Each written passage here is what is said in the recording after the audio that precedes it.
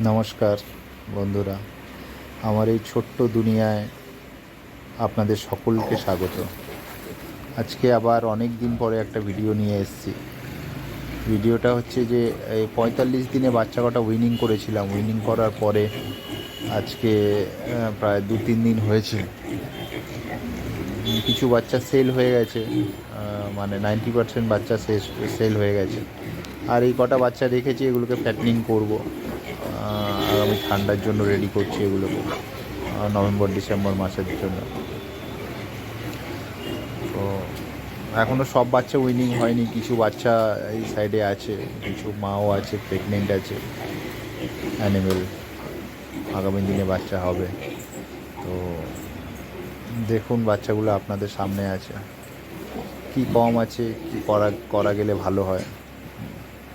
যদি কিছু ডিসিশান থাকে, যদি কিছু সাজেশান থাকে দিতে পারে।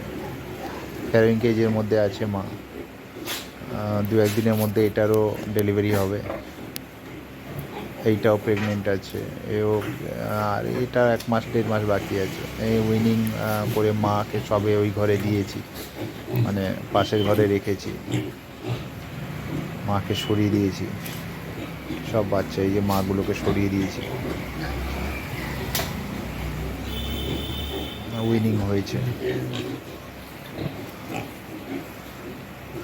এখন যা আফ্রিকান সোয়াইন ফিভারের যেভাবে প্রকোপ বেড়েছে, ফার্মকে যতক্ষণ না আপনি আইসোলেট করে রাখছেন, খুব সমস্যা।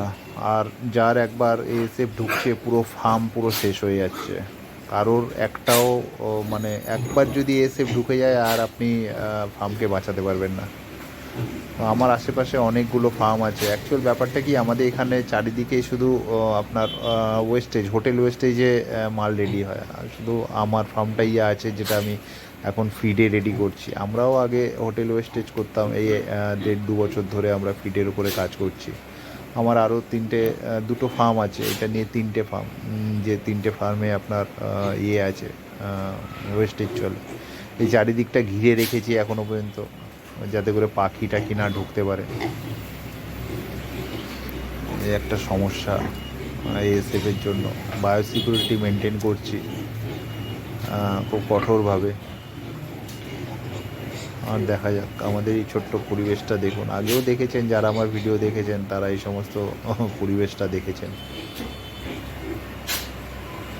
বাচ্চাগুলো রেডি হয়েছে, উইনিংও হয়েছে। দেখা যাক কতদিনে রেডি করতে পারি। নমস্কার।